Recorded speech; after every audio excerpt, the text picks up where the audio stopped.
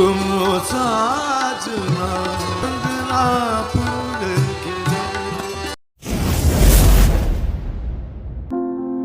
পরিবারের অন্য সঙ্গীত শিল্পীদের মতোই তিনিও সঙ্গীতে পটু। তবে ছোটবেলাতে তিনি ছিলেন খুব চঞ্চল আর দুরন্ত প্রকৃতির। গানের নিয়মিত চর্চার চেয়ে ফুটবল খেলাই ছিল তার বেশি প্রিয়।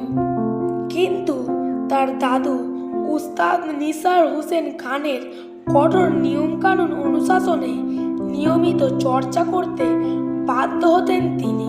হয়তো সেই কঠোর নিয়ম শাসনের কারণে ভারত তথা বিশ্বের সঙ্গীত জগৎ এই কিংবদন্তিকে পেয়েছে। মাত্র 11 বছর বয়সে রশিদ খান মঞ্চে প্রথম সঙ্গীত পরিবেশন করেন। এর পরের বছর 1978 সালে দিল্লিতে আইটিসি সঙ্গীত সম্মেলনে তিনি সঙ্গীত পরিবেশন করেন এবং অতি অল্প বয়সেই তার সঙ্গীত গায়কী সকলকে আকৃষ্ট করে। এরপর 1980 সালে দাদুর হাত ধরে কলকাতা আইটিসি সঙ্গীত একাডেমিতে আসেন তিনি এবং এখানেই তার শাস্ত্রীয় সঙ্গীতের প্রাতিষ্ঠানিক শিক্ষা শুরু হয়।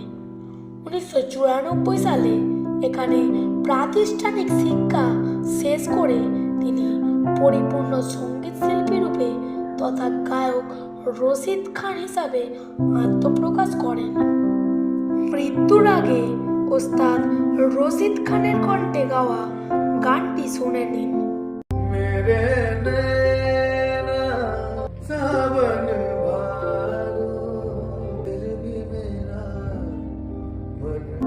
বলাই চলে শাস্ত্রীয় সঙ্গীতের কঠিন নিয়মের বেড়াজালে থেকে সুরের কারুকার্যের সেই প্রাচীনত্বকে বদলে দিয়েছেন উস্তাদ রশিদ খান। আমির খসরুর নাইনা পিয়াসে গানটিকে তিনি সুফি রঙে গেয়েছেন।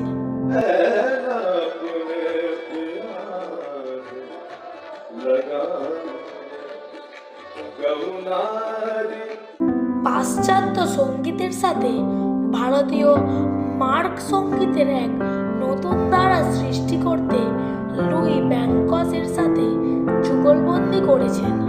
শাস্ত্রীয় সঙ্গীতের মানুষ হলেও তিনি বেশ কিছু চলচ্চিত্রের গানে কণ্ঠ দিয়েছেন। নচিকেতার সঙ্গে গেয়েছেন রবীন্দ্রসঙ্গীতের অসাধারণ কিছু যুগলবন্দি। বিভিন্ন চলচ্চিত্রে তার গাওয়া উল্লেখযোগ্য গান হল 2007 সালে জব উই মেট সিনেমায় आओगे तुम सजना গানটি গান। 2012 সালে চক্রবু সিনেমায় আয়ো পিয়াজি গানটি করেন। 2013 সালে ইস্ক সিনেমায় ঝিনিরে ঝিনিরে গানটি করেন। সখিরে ইত্যাদি গান করেন। এভাবেই থেমে গেল সুরের সফর। ভিডিওটি ভালো লাগলে লাইক করবেন এবং সাবস্ক্রাইব করে আমাদের পাশে থাকবেন। ধন্যবাদ।